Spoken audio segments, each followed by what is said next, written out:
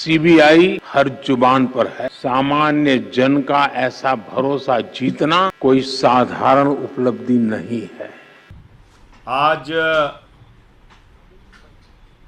CBI की हीरक जयंती के मौके पर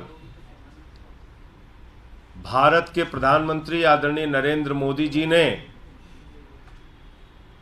सीबीआई के बखान में बड़े बड़े कसीदे पढ़े, तारीफों के पुल बांध दिए। निश्चित रूप से ऐसे मौके पर यह सोचना जरूरी है कि भारत के प्रधानमंत्री सीबीआई की जो तारीफ कर रहे हैं,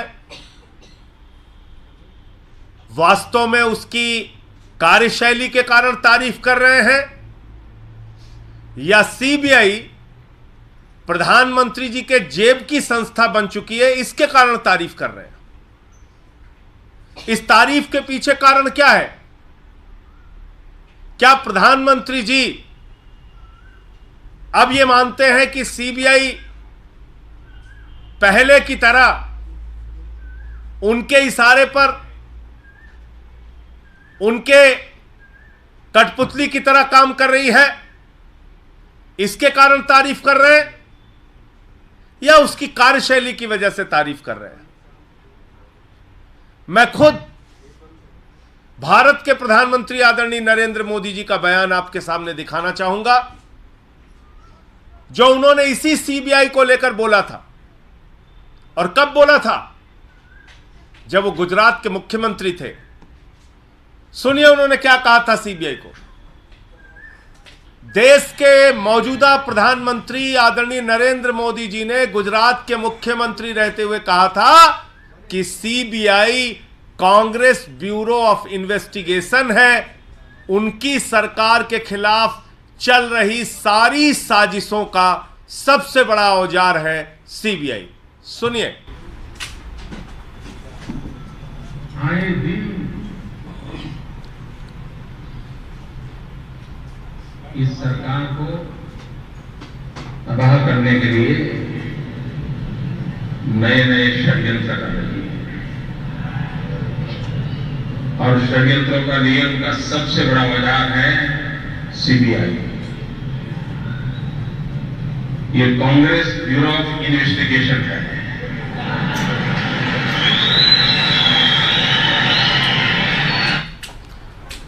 तो ये प्रधानमंत्री जी का वक्तव्य आपने सुना।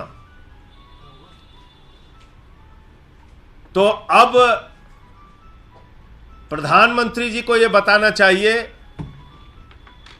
कि जो कांग्रेस ब्यूरो ऑफ इन्वेस्टिगेशन है, सीबीआई, जो उन्होंने खुद कहा था कि उनकी सरकार को तबाह करने के लिए, उनकी सरकार के खिलाफ षड्यंत्र के सबसे बड़े औजार के रूप में सीबीआई का इस्तेमाल किया जा रहा है, उस समय माननीय सर्वोच्च न्यायालय ने भी कहा था सीबीआई सरकार का तोता बन गया है।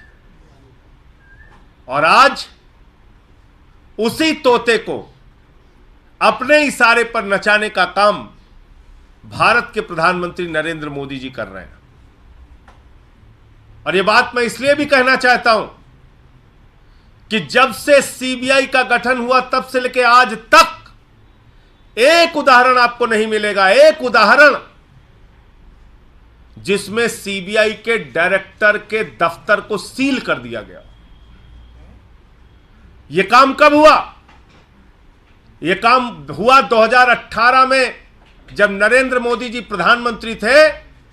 सीबीआई के डायरेक्टर थे आलोक वर्मा जी, उनके पास राफेल की जांच चल रही थी, राफेल की फाइल उनके पास थी, राफेल के मामले में वो शुरुआत कर सकते थे जांच की, और इसी के कारण उनको जबरन नियमों और कानूनों को ताक पर रखकर सीबीआई का दफ्तर सील करके उनको वहां से निकाल के बाहर किया गया, हटाया गया। और आज तक मुझे जो जानकारी है, उनके पेंशन की मंजूरी नहीं हुई। आप बात कर रहे हैं सीबीआई की निष्पक्षता की, आप बात कर रहे हैं सीबीआई के कसीदे पढ़ रहे हैं आप। अरे आपने तो सीबीआई के डायरेक्टर के दफ्तर को सील कर दिया, आपने तो सीबीआई के डायरेक्टर को जबरन हटा दिया, आपने तो आज तक उसकी पेंशन की मंजूरी नहीं होने दी।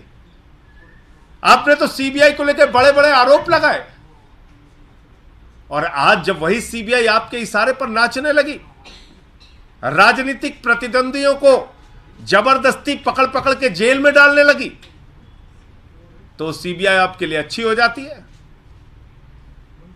कह रहे हैं काले धन के खिलाफ सीबीआई ने कार्रवाई की। क्या कार्रवाई की? कार्रवाई की ललित मोदी के खिलाफ, कार्रवाई की 20,000 करोड़ रुपए लेके मेहुल चौकसी और नीरव मोदी भाग गए, कार्रवाई की 10,000 करोड़ रुपए लेके विजय माल्या भाग गया, कार्रवाई की नितिन संदेशरा 6,000 करोड़ रुपए लेके भाग गया। काले धन के खिलाफ क्या कार्रवाई की सीबीआई ने?